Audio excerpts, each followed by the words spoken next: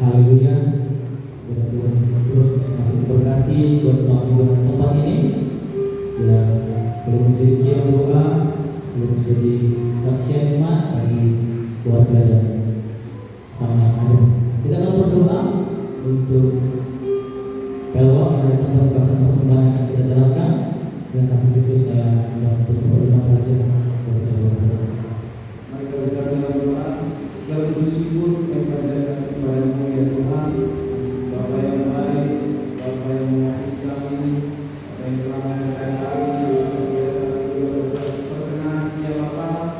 Percaya Tuhan, bahwa hadir di tempat ini ya Tuhan, Engkau melawat setiap kami umat-Mu ya Bapa. Terima kasih Bapa yang baik, kami sudah mendengarkan kesaksian pujian dari kaum ibu yang ada di tempat ini ya Tuhan. Biarlah Tuhan Bapa yang semakin memakai kaum ibu di tempat ini ya Bapa dalam pelayanan mereka ya Tuhan, dengan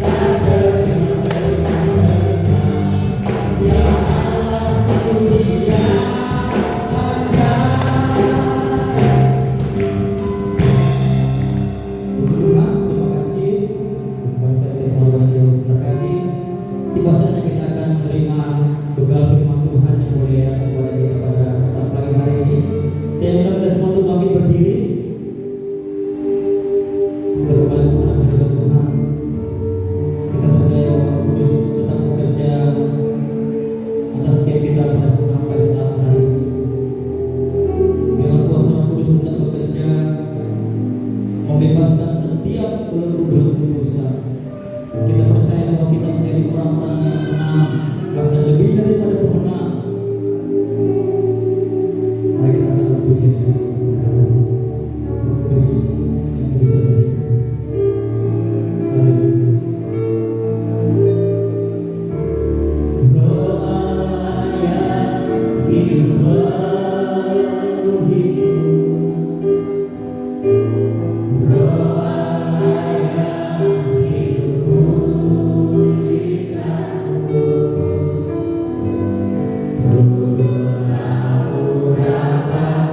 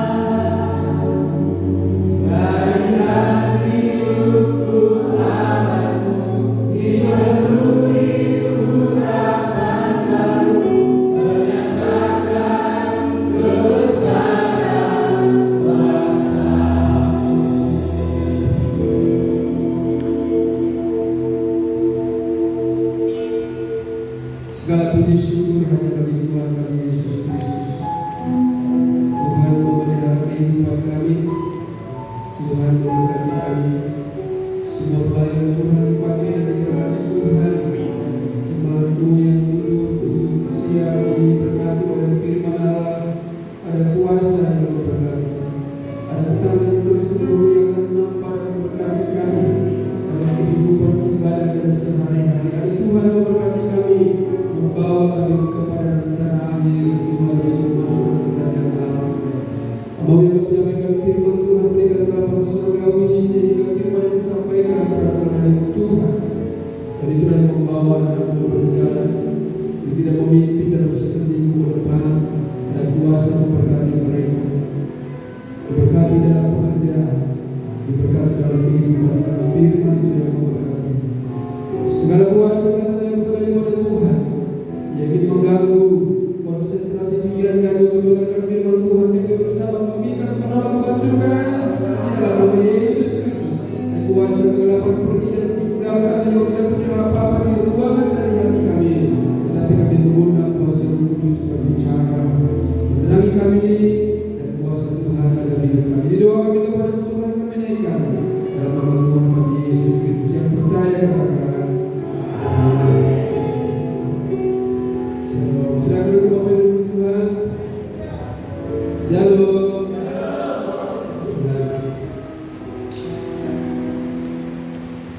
Saudara dikasih Tuhan, kita akan belajar firman Tuhan. Sebelumnya saya menyampaikan terima kasih kepada Bapak Gembala dan kepada penatua dan diaken. Apa yang dipakai kepada itu melayani Tuhan. Diaken adalah pekerja di ladang Tuhan, kemudian Gembala, penatua yang dituakan, kiranya hidup dituakan menuntut pekerjaan Tuhan untuk menuju kerajaan Allah.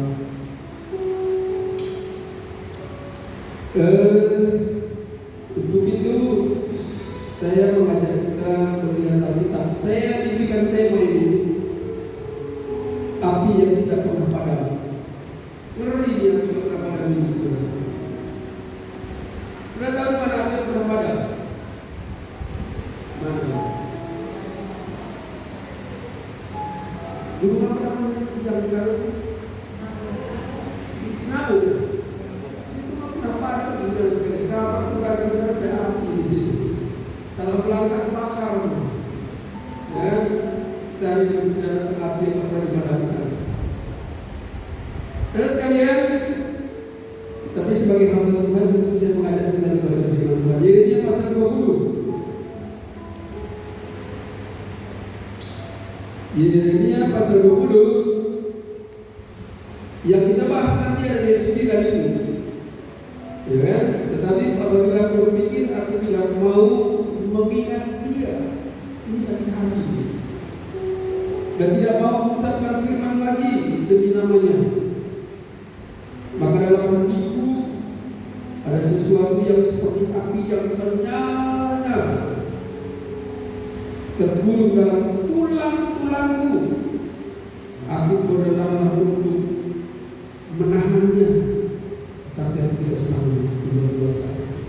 Tapi sebelum kita bahas ayat ini, kita baca dulu ayat 1, ayat 7 sampai dengan ayatnya yang ke 12. Saya biasa mengajak jemaat itu membaca firman Tuhan dulu, baru dijelasin. Yeremia pasal yang ke-20 ayat 7 sampai 12 kita baca pergantian. Saya baca ayat 7, Bapak Ibu membacakan ayat 8. Siap Bapak Ibu? Sudah ketemu ayatnya? Keluh kesah Yeremia akibat tekanan jabatannya. Engkau telah membujuk aku ya Tuhan, dan aku telah membiarkan diriku dipujuk. Engkau terlalu kuat bagiku dan Engkau mendudukkan aku. Aku telah menjadi tawanan sepanjang hari. Semuanya mereka mengolok-olok aku. Ayat 8.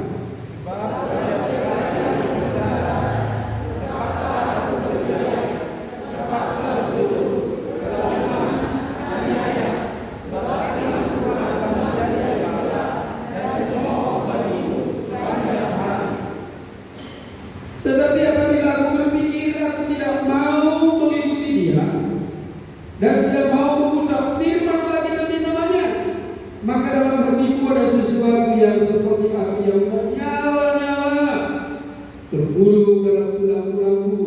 Aku berlelah-lelah untuk menahannya, tetapi aku tidak sanggup.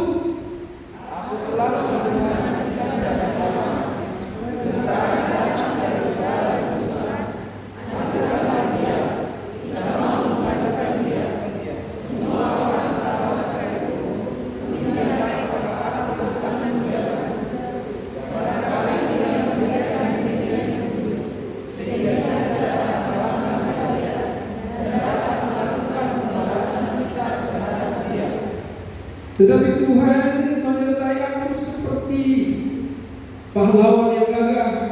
Sebab itu orang-orang yang mengejar aku akan tersandung jatuh dan mereka tidak dapat berbuat apa-apa. Mereka akan menjadi malu sekali sebab mereka tidak berhasil. Satu noda yang selama-lamanya tidak terlupakan.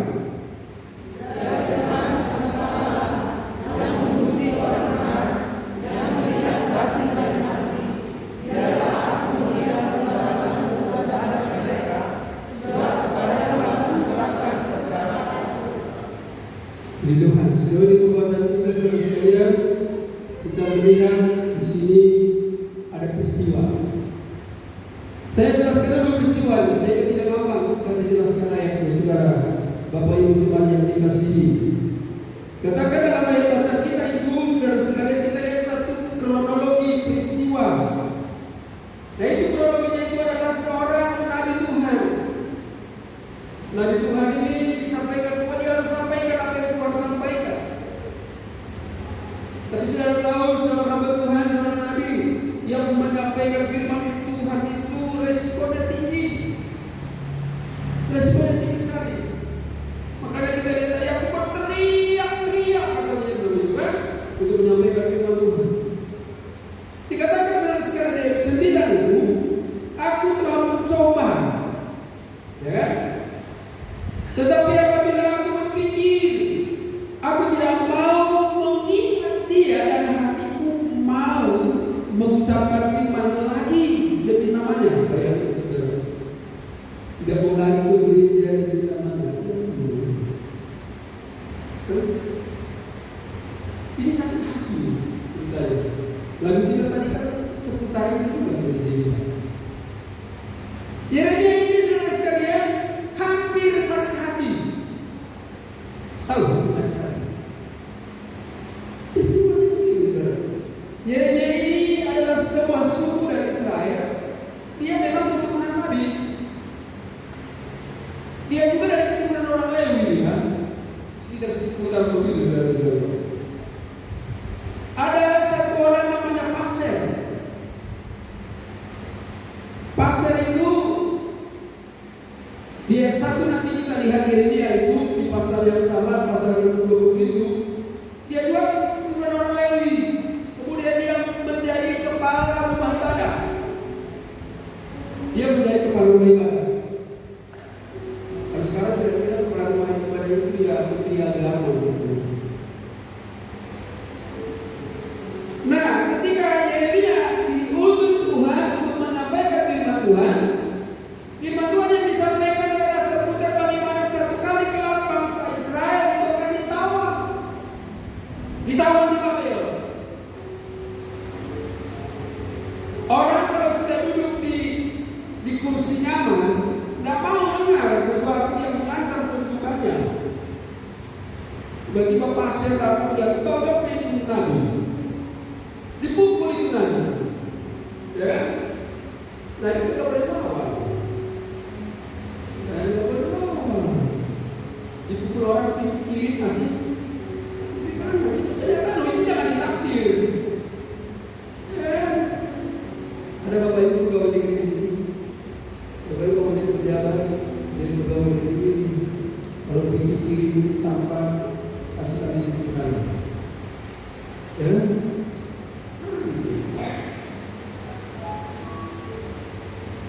Nah, kemudian saudara sekalian, si Paser ini, yang congkak ini, yang kaya raya ini, dia datang kepada Nabi Yeremia, ditojok Nabi Yeremia. Ada orang kaya hatinya bertobat, ada orang kaya cinta Tuhan, tetapi ada orang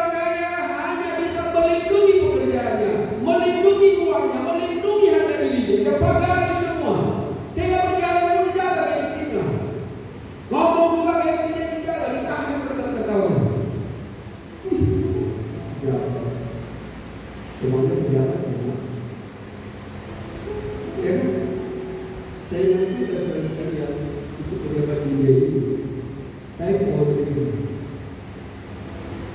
Di saudara dengan saya, kalau saya sedang di dunia kerja, saudara dengan saya sedang berhadapan. Kan? Kenapa saya bilang berhadapan? Apa sih tujuan agama Kristen? Apa sih yang dikerjakan tiap minggu? Kalau saudara Bapak Ibu, kenapa ngapain datang ke gereja? Hah? Yang pakai apa? Bapak ngapain ke gereja, Pak? Bagaimana Pak sebetulnya? Ingin bersekutu dengan Tuhan, dengan Tuhan. Apa jawabnya? Yang lain saudara sekalian, ngapain datang ke gereja? Hari ini bersekutu, ada lagi? Saudara, saya ke gereja tujuan utamanya goalnya surga. Di surga ada apa? Nanti kita kembali pada itu. Ada apa di surga, saudara? Ada pemerintahan. Di sana ada pemerintahan. Siapa rajanya? Yesus. Segera datang ke Bapak Ibu siap-siap ya. Kalau nanti malam Tuhan datang, Bapak Ibu siap? Serius. Siap? Amin. Puji Tuhan. Ada dua kedatangan Tuhan. Kedatangan yang pertama melalui kematian. Kita mati dipanggil. Itu bukan Tuhan. Bagi orang Kristen kematian bukan hanya menakutkan. Kematian adalah pintu masuk dalam kerajaan surga. Itu yang pertama. Yang kedua, kita akan menghadapi pemerintahan Antikristus. Dalam bahasa Batak dibilang, dan sekalian kita akan holding siang matani si Antikristus. Ngerti holding? Bahasa Batak holding apa sih? Holding itu tersembunyi, ada lagi lebih spesifik. Holding set makanan. Ya? Malawi jarum penopor dan tidak mata dan tidak roh. Itu namanya holding. Kira-kira dia ada di sini, tapi kita tradisi tidak lihat holding. Jadi kalau Antikristus datang, saudara sekalian, dalam pemerintahannya, apa yang dilakukan? Semua orang yang tidak mengikuti sistem pemerintah biasanya. Kalau sekarang kalau kerja, saudara buka kacamata, masuk kantor di depan absen ya, mana sekarang? Sama dengan KTP. Ketika kita buat KTP kan, itu. Dan mulai masuk sistem kan. Jadi dia tidak tadi bilang apa tadi. Saya baca lagi ayat ini jangan lupa. Tetapi apabila aku berpikiran tidak mau mengingat dia dan tidak mau mengucapkan firman lagi demi namanya.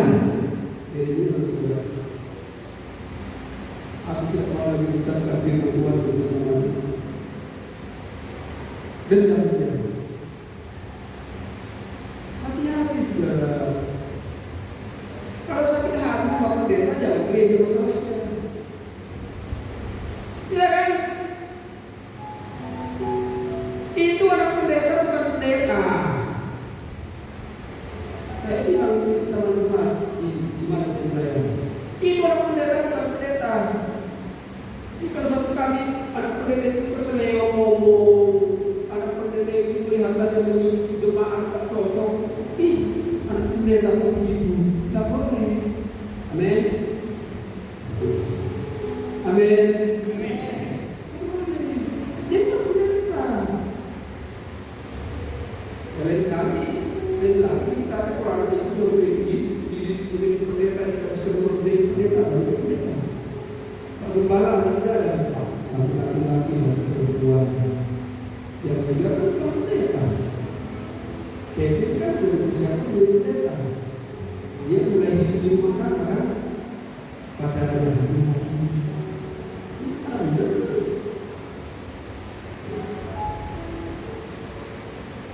Jadi pendeta ada jemaat garis cantik berkati anak pendeta. Anak pendeta yang nggak responsif, sombong. sombong dia, kita tahu hatinya. Tahu dia hatinya. Yeremia tadi berkata, dia berpikir-pikir, merencanakan. Ya kan? Sebilang tadi kira-kira ada pendeta kalau bersalah sebenarnya kenapa? Kalau dia itu begini, syukur aku udah memberi anak ini. Apa urusan? Saya dulu punya jemaat, bukan jemaat saya, Tuhan punya jemaat. Saya dulu punya gereja kita, ada jemaat, ada penatua, bendahara, penghitung uang. Jujur ini bendahara ini.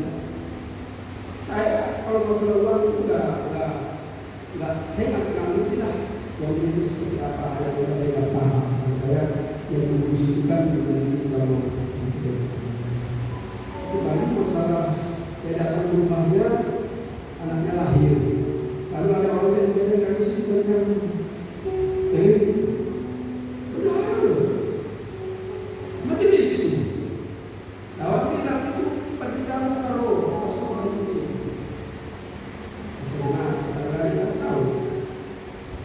Apakah dia mau diri kita atau apa namanya anggota orang tua saya nggak ngerti.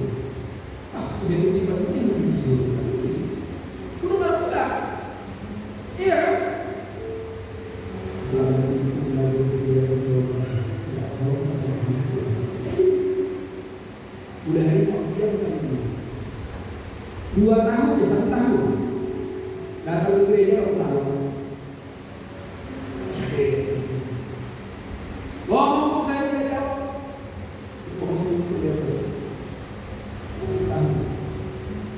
Lalu orang bilang begini sama dia, simpan itu uang, saya baru ke gereja katanya. Dia bilang apa? Itu gereja, udah mau berikan gereja. Mari kalian itu. Hebat ini orang.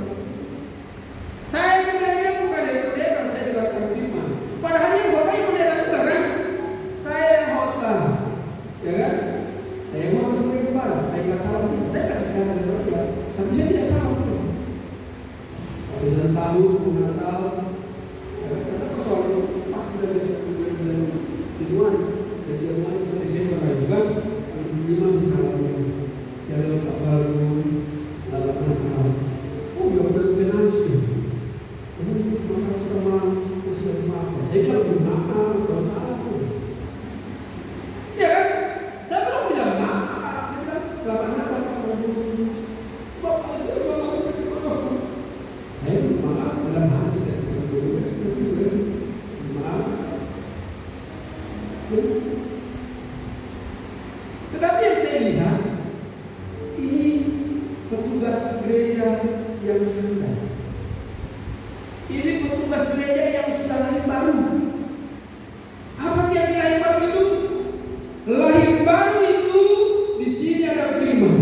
Lahir baru itu ada urapan kuasa Roh Kudus. Lahir baru itu mengerti tugas dan beban gereja yang diberikan kepadanya. Beda dengan gereja.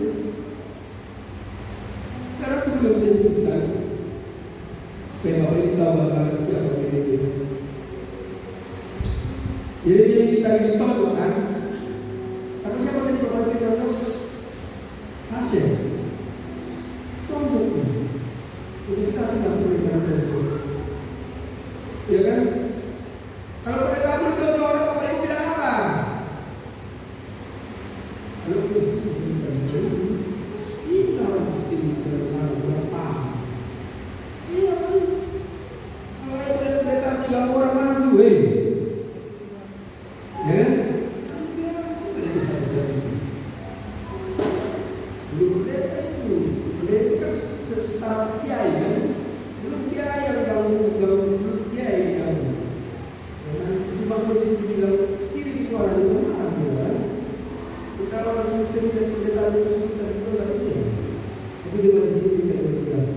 Dibilang pendeta. Itu spasial tadi. Lalu setelah dibuat begitu, peristiwanya menambah.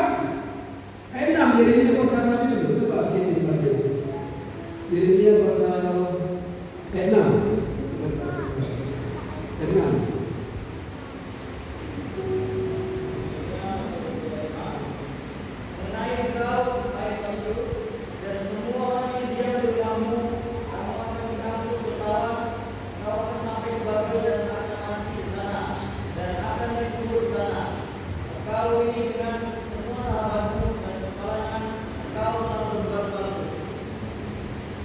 palsu, pasien. Malah dikatakan kepada dia, hai pasien, engkau akan dibuang ke Babel dan engkau akan mati di sana.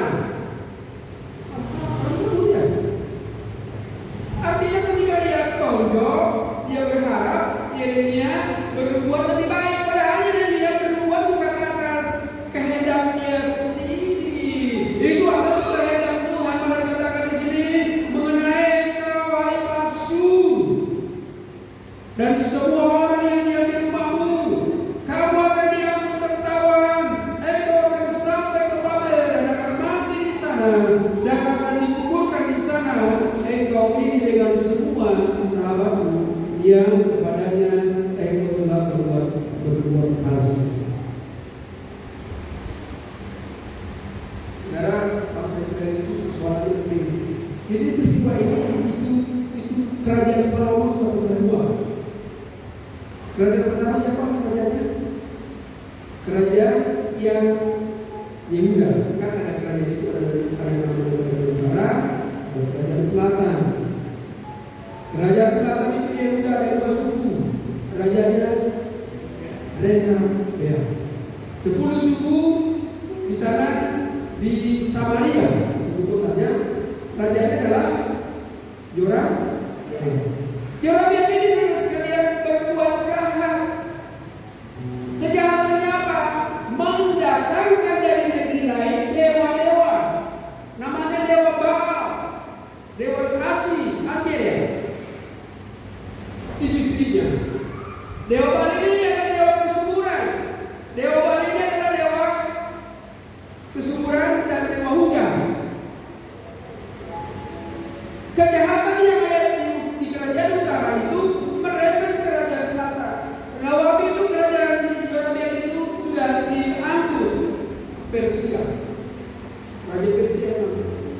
Ini kerajaan ini masih aman. Itu yang dibuat kerajaan. Kalau kamu tidak bertobat, kerajaan itu pun akan diangkut. Itu yang dibuatkan. Bertobatnya apa? Setia berdoa Tuhan, setia mengerjakan syukur di rumah Tuhan, setia baca firman Tuhan. Dari pagi saya duduk di situ, ada 2 sekolah membawa sekolah membawa ke pastor, karena saya juga di bawah.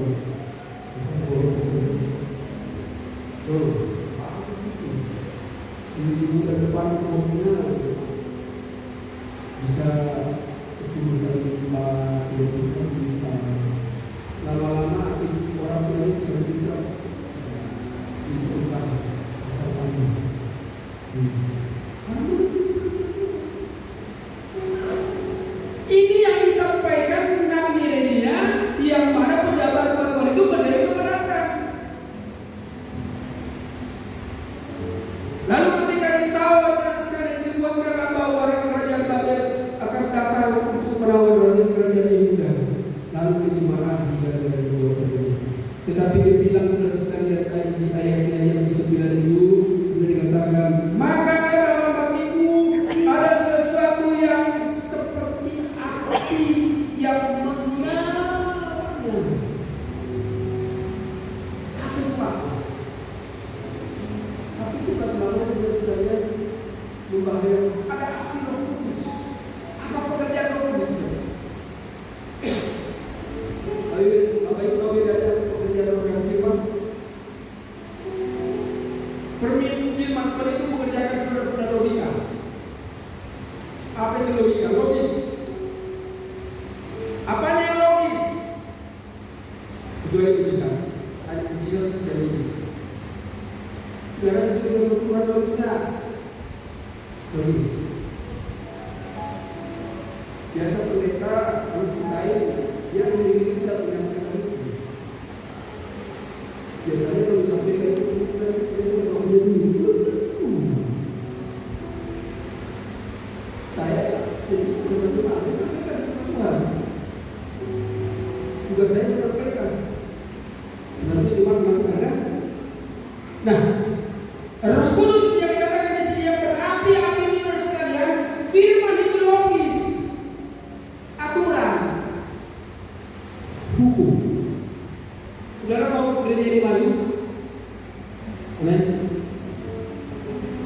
Senin ini cuma kemana ini? Ada satu orang besok sumbang triplek, satu orang 10 lembar. Misalnya itu 1 lembar berapa sih triplek? Di musim itu 1 lembar. Saya paling baik keluarga kita apa? Ya kan? Satu batang besi baja ringan itu murah. Baja ringan itu berapa? Ya kan?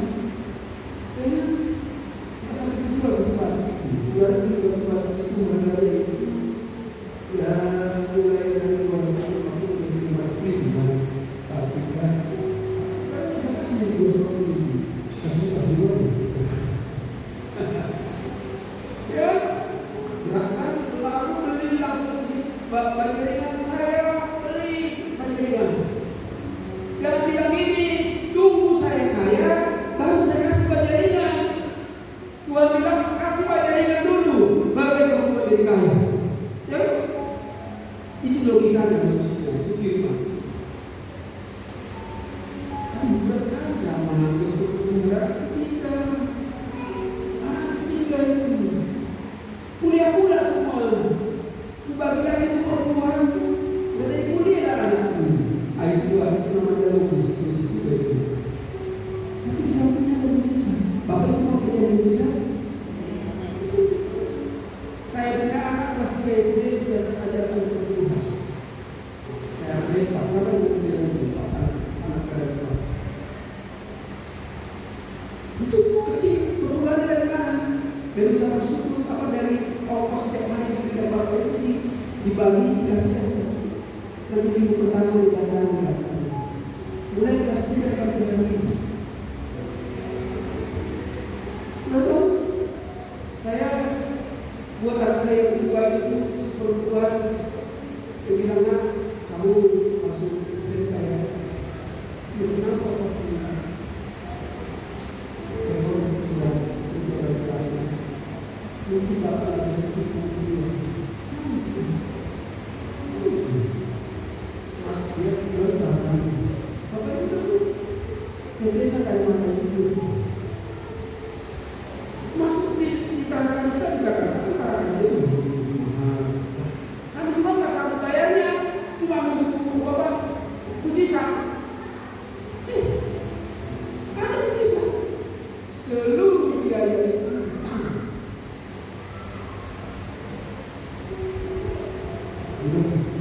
Saya bilang sama kamu yang kerja belajar yang benar yang banyak. Saya sayang anak saudara. Jadi di sekolah di mana sekolah kalau anak saya itu diganggu dulu siapapun saya datangi dulu. Saya kasih tahu. Padahal saya tahu begitu begini. Saya di mana saya mengajar tak boleh anak-anak tekan. Boleh. Kalau ada guru menekan anak saya marah pasal dulu. Anak itu datang ke sini kalau ditekan. Untuk dididik agar dia bisa menjadi anak yang baik. Cerita anak saya ini selesai dari SMA. Oh, luar biasa ya. Ya kalau pergi sambil cerita, ketika dia praktek pun berapa kali dia membuat disertasi. Disertasi itu cuma berapa 3 minggu selesai. Disertasi itu sampai 800 sampai 900 halaman kan? Dia betul-betul sungguh-sungguh. Siapa yang betul-betul kan? Ada betul-betul. Nanti kita akan mengenal banyak tuh. Orang bisa. Tuhan bilang kuliah. Sampai selesai kuliah, ada yang kantor tangan Tuhan. Keren kan? Keren kan Bapak Ibu? Diusul anak kedua, anak ketiga. Anak keempat pun saya bikin, anak pertama pun saya bikin kerja di sekolah laut. Dia bilang sekolah satu ya. Laut dia masih. Saya bikin, saya ngomong semuanya, sertifikatnya berapa sih ya? Udah pernah diteken, belum diteken, udah ada wawancara, dia akan berlayar kapal pesiar. Ya gajinya sekitar waktu itu masih 20 sampai 22 juta per bulan. Nah kita itu dia bilang, tapi ombaknya gede. Dalam hati memang ombak gede. Saya pulang kampung, telepon, tapi aku kuliah ya.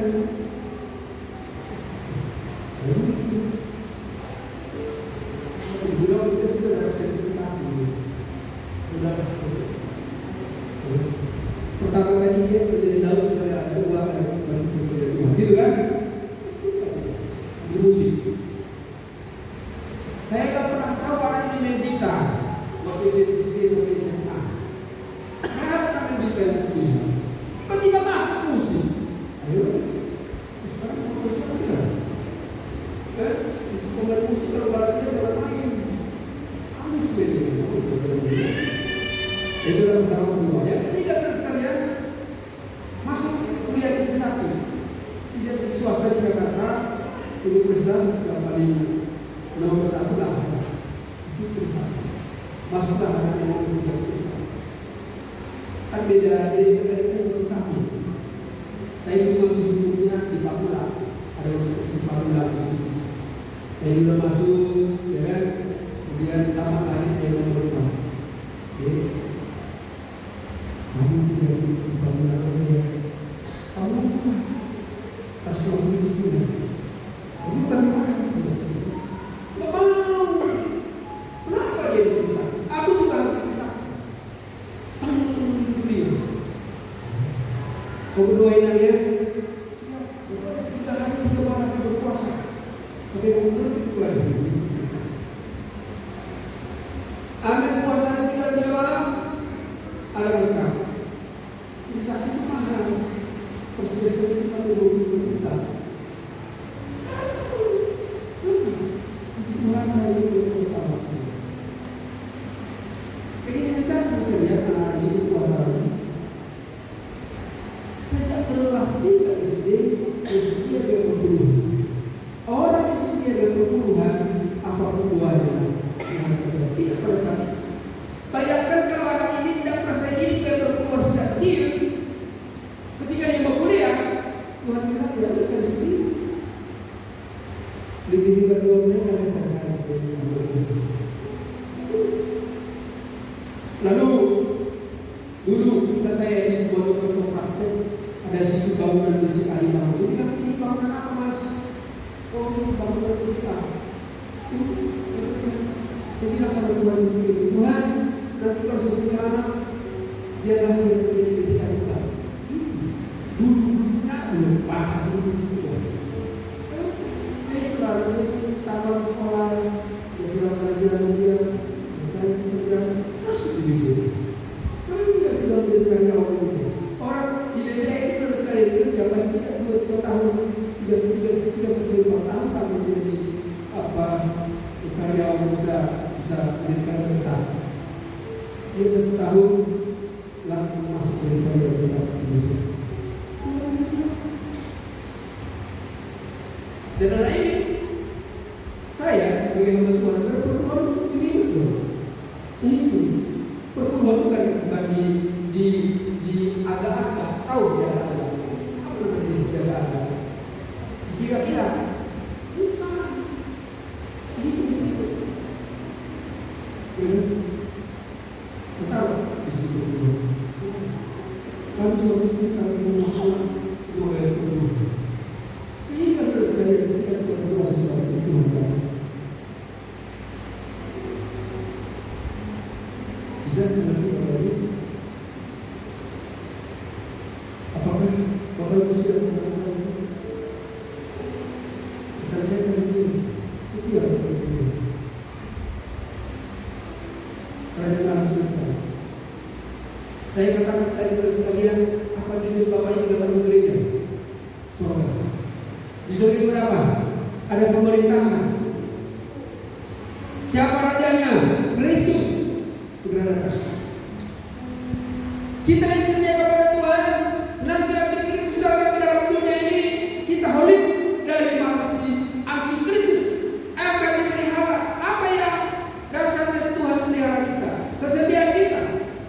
Setia beribadah, setia berbuat, setia berdoa, setia menyembah. Dikatakan di sini saudara sekalian kepada kita, maka dalam hatiku ada sesuatu yang seperti api yang menyala-nyala.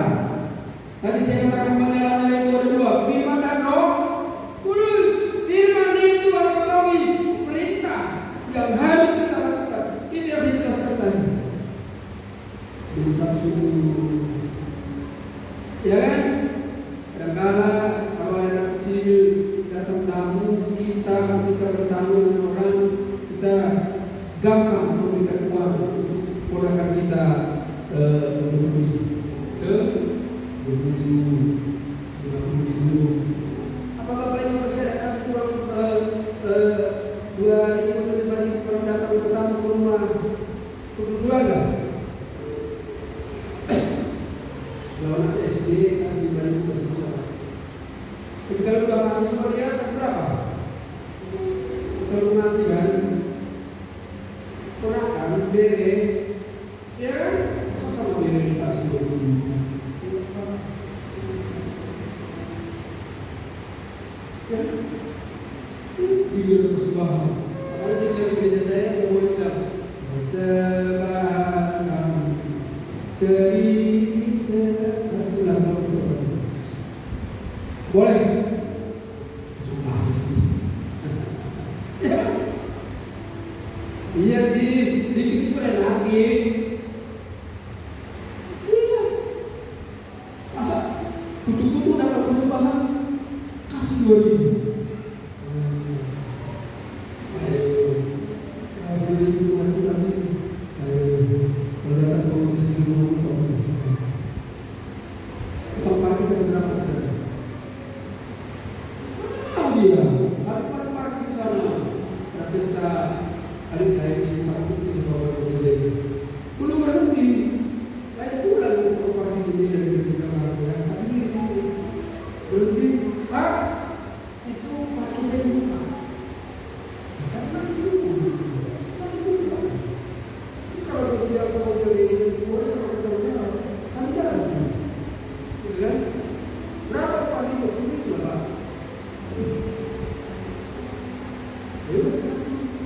Saya masuk dulu.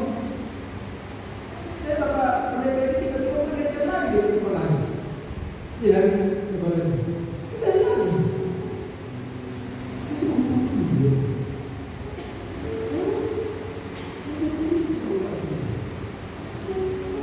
Kayak mau pulang datang lagi dia. Karena dibayarkan kan? Di ngorok Pak. Aku bukan rokok, bukan rokok, nanti kalau bilang begitu kan dia marah, udah. Saudara, kalau ke gereja Tuhan menganggap levelnya seperti apa? Apakah sudah lihat Tuhan ke level yang seperti tukang parkir? Ya? Apakah sudah lihat Tuhan itu memang Tuhan yang harus dihormati, Tuhan yang memang memberkati kita, Tuhan yang memang bisa mengembalikan persembahan yang kita berikan. Kalau ada persembahan itu panjang, saya bilang begini, Tuhan kembalikan berlipat kali ganda kepada jemaatmu seperti apa yang sudah dipersembahkan pada hari ini. Amin. Berlipat kali ganda. Kalau saya saudara kasih 20.000, lipat gandanya 20.000 berapa? Kalau saudara kasih persembahannya 10.000, lipat gandanya berapa? Itu dulu logisnya. Memang apa yang kita berikan itu nanti ada kuasa Roh Kudus yang mempertimbangkannya. Tapi logis daripada firman itu ada perintah yang harus kita lakukan. Biar Roh Kudus kenapa dikatakan di sini? Katakan yang setuju. Terkurung dalam tulang-tulang. Aku berlari untuk menahannya, tetapi aku tidak sanggup.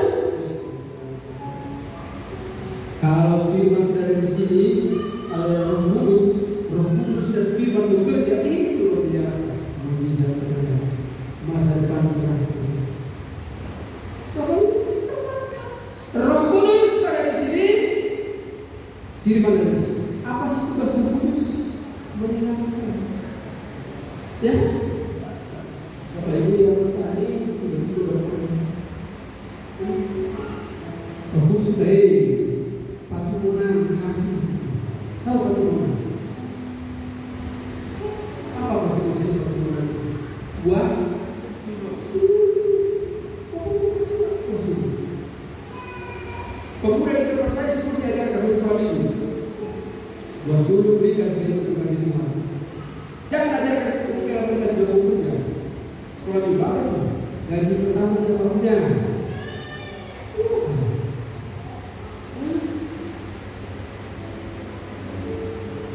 Jadi anak bilang begini, bonus tahun ini saya akan berikan kepada Tuhan melalui pembangun atas salah seorang anak Tuhan di tempat kami. Bulan Desember besok, ya, didapat bonus. Kasih tahu bonusnya itu, kalau di kerja di desa itu saya lupa 10 kali lipat gaji lah, gitu kan? 10 kali lipat gaji. Kalau gajinya itu ada 10 juta, ya berarti 10 kali lipat. Kenapa? Saya kasih tahu sama jemaat, buah surga Tuhan. Anak-anak muda kalau kerja, jangan lupakan. Karena kalau gaji pertama itu masih kecil kan? Kecil. Terima juga pertama dari perusahaan, bawa ke gereja, minta 2 juta. Tak. Besok pekerjaan terus naik. Orang yang setia kepada Tuhan semakin tua semakin diberkati Tuhan. Ya. Semakin tua semakin diberkati Tuhan. Saya selalu katakan, saya mulai dari rumah. Kesaksian saya mulai dari rumah anak-anak itu. Setia sudah sampai rumah. Mereka mulai dari rumah. Sekalipun pekerjaan mereka bagus-bagus, sekolahnya bagus-bagus, tapi tetap rendah hati dan setia kepada Tuhan. Itu yang dimaksudkan tadi adalah firman Tuhan itu menjadi logis, menjadi wajar. Firman Tuhan itu menjadi perintah. Perintah ini, saudara sekalian, adalah memerintahkan bisa memaksa. Siapa yang memaksa? Roh Kudus. Roh Kudus yang ada di hati kita, yang sudah menguasai kita, yang sudah menolong kita, memaksa kita melakukan firman Tuhan. Kalau firman Tuhan sudah begitu dari sekalian, kalau kita melakukan kita.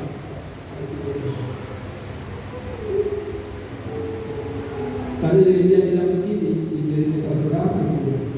Yeremia pasal 17. Katanya begini, betapa licinnya hati, lebih licin daripada segala sesuatu.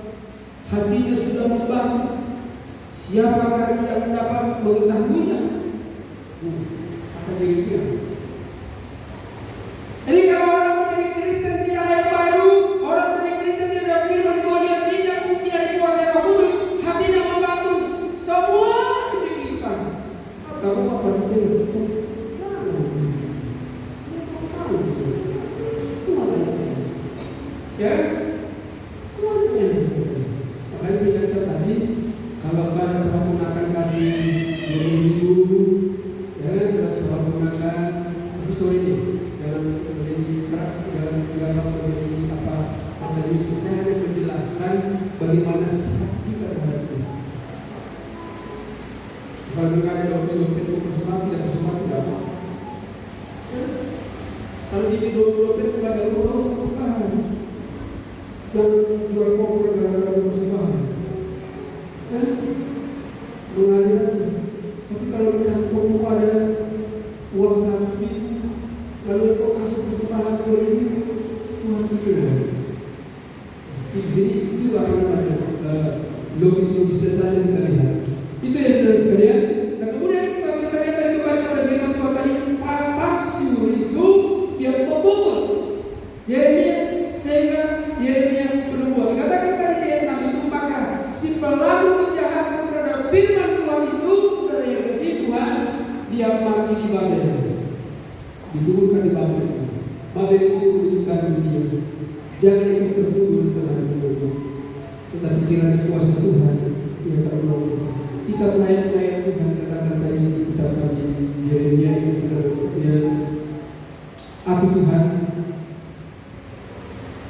Ayat 10, aku Tuhan yang menyelidiki hati, yang menguji bagi untuk memberi balasan kepada setiap orang yang setimpal dengan tingkah langkahnya, setimpal dengan hasil perbuatannya.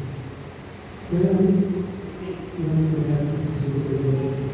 Sekali lagi saya jelaskan, engkau datang ke gereja bukan hanya bergereja, engkau harus menjadi tujuan. Datang ke gereja ini, goal kita, tujuan hidup kita ada di surga. Surga itu adalah pemerintahan. Pemerintahan itu mesti kita bangun bersama dengan Kristus sampai ke depan. Keselamatan kita kerjakan. Ada kemarin penatua di sidang kami kemarin khotbah begini. Tuhan itu baik. Dikritik pendeta. Katanya keselamatan bisa hilang. Dia bilang keselamatan bisa hilang. Enaknya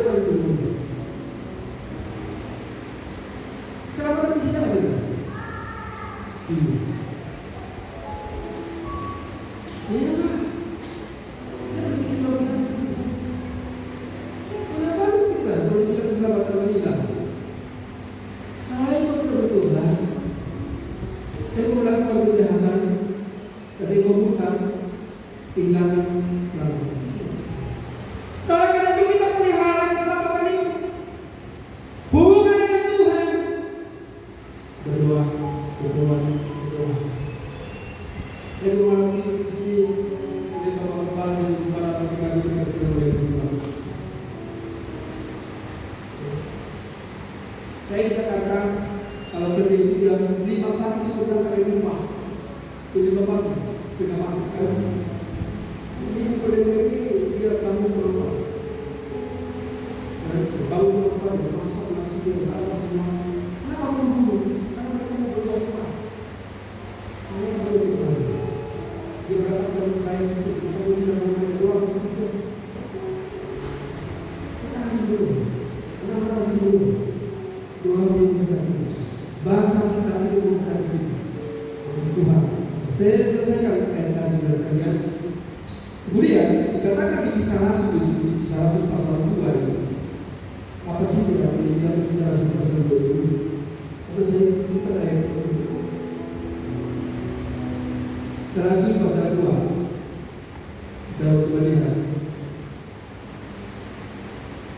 Kisah Rasul pasal 2.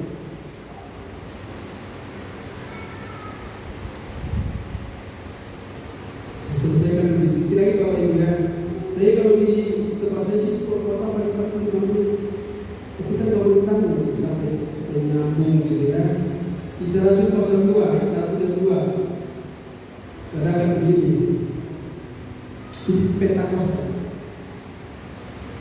Ketika tiba hari Pentakosta, semua orang percaya berkumpul di satu tempat.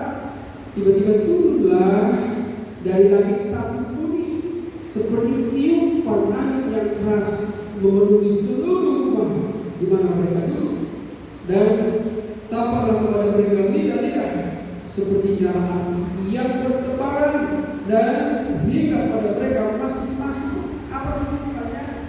Saya katakan tadi saudara sekalian, di dalam peristiwa Yeremia, api itu yang menyala itu ada di hatinya, menusuk ke tulang-tulangnya, membuat dia tidak ragu lagi melakukan firman Tuhan dan tidak pernah mundur. Nah, kemudian kita lihat di perjanjian baru, aku pergi kepada Bapa dan aku tidak membiarkan kamu sendiri. Aku akan mengutus Rohku kepada kamu. Kata Tuhan. Roh Kudus yang diberikan kepada kita saudara sekalian, itu yang saya jelaskan tadi ada dua. Firman Tuhan itu hukum. Firman Tuhan itu logis yang diberikan kepada kita yang kita harus lakukan. Kita harus lakukan. Logos itu perkataan, perintah. Roh yang menghidupkan, roh yang membangkitkan. Makanya jemaat yang dikasihi Tuhan, bersemangat, jangan pernah takut menghadapi persoalan apapun. Jika ada Roh Kudus dan ada firman Allah di dalam hatimu, anak-anakmu diberkati, pendidikan anakmu diberkati, suamimu diberkati Tuhan, istrimu diberkati Tuhan, semua diberkati Tuhan. Kalau Tuhan sudah bersama dengan kita, Bapak Ibu kasih Tuhan, ini luar biasa. Ada damai dalam rumah tangga, ada sukacita. Kami di rumah itu 1 minggu sekali, hari Sabtu kami duduk, karena nggak bisa tiap hari. Kalau malam kan saya katakan mereka anak-anak masih tidur. Saya tidur di kamar pulang. Ini kesempatan sudah. Tapi hari Sabtu, hari Minggu kami duduk satu meja, kami bercerita tentang firman Tuhan. Anak-anak tanya tentang firman Tuhan. Di rumah itu masih ada nasihat. Seorang ibu masih anak-anaknya, seorang suami masih anak-anaknya.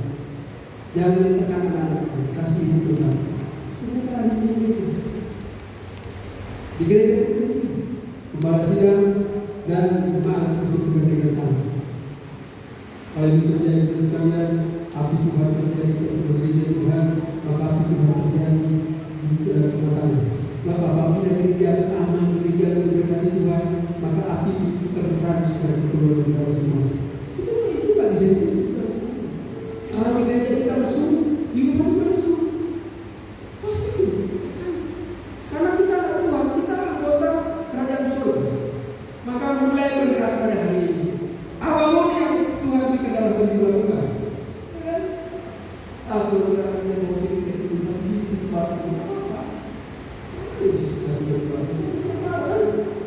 semua yang digerakkan Tuhan, harus semua melakukan tahun depan.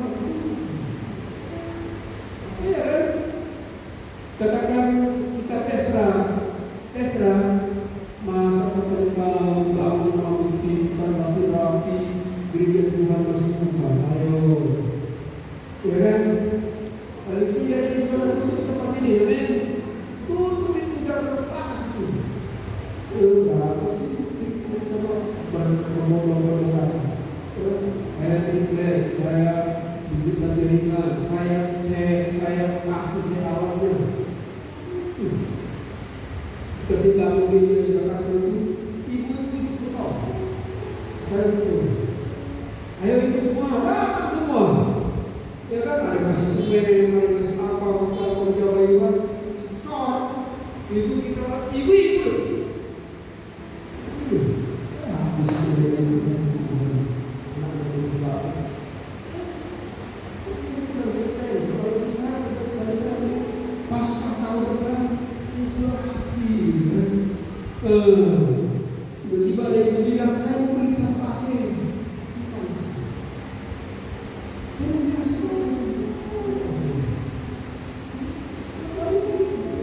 Ada satu orang Tuhan, apapun pekerjaan itu berkati Tuhan. Kamu sampai pilih pekerjaan. Ada satu dimakan pekerjaan itu tukang tagih. Ya kan? Ada yang tidak mau pendeta tukang tagih dosa lah. Pokoknya kerjakan saja. Lakukan seperti itu. Jangan paksa-paksa orang ya. Lakukan saja lebih baik. Diberkati dia. Ya beli AC. Ya, apakah kamu juga uang tukang tagih beli AC bisa? Padahal biasa sama pendeta. Pendeta itu mau tol jadi saya kasih di AC. Apa bisa dapat tol ini? Nggak tahu ada jadi kalau bisa betul.